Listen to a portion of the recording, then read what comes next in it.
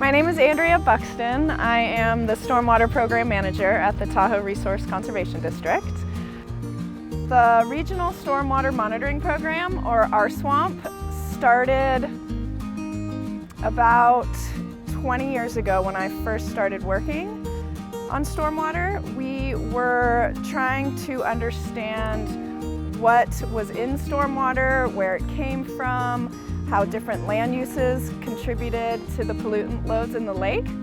And from the data that we collected back then, the Tahoe TMDL was established. And the TMDL is really a plan to restore lake clarity back to 1969 levels, which is almost 100 feet.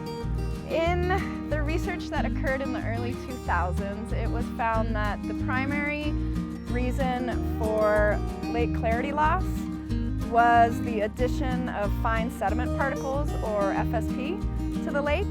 And these are tiny, tiny particles. They're so small, they're smaller than the width of a human hair. And they're so small that gravity never pulls them out of suspension in the water.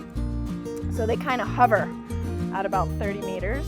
And that is what scatters the light and causes the cloudiness, the look of cloudiness, or the lack of clarity. And it was also found that 72% of those fine sediment particles came from the urbanized areas, primarily roads. So you can imagine that when it rains, the roads are a perfect impervious conduit for stormwater to run straight into the lake.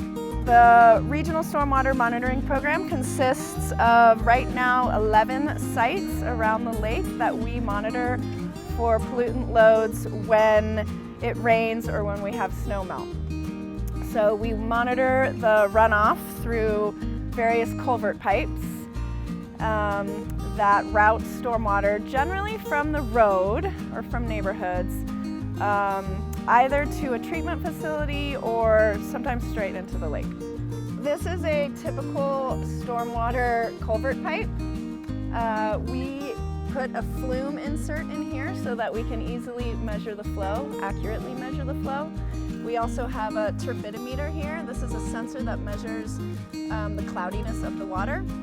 We also have sensors in the pipe, one to measure the level so that we can calculate flow through the flume, and an intake tube which sucks samples into bottles that I have up in our housing up here.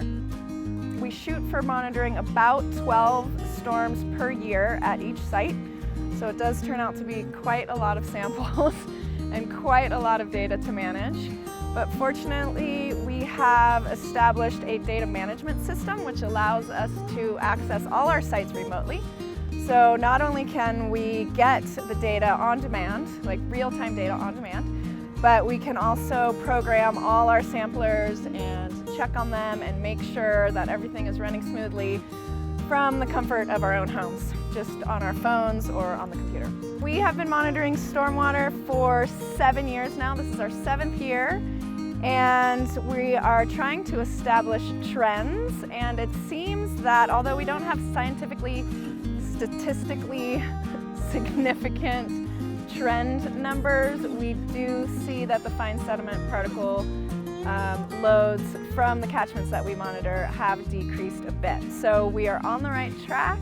We just need to keep going and keep coming up with innovative ways to keep fine sediment off our roads so that it doesn't end up in the stormwater and into the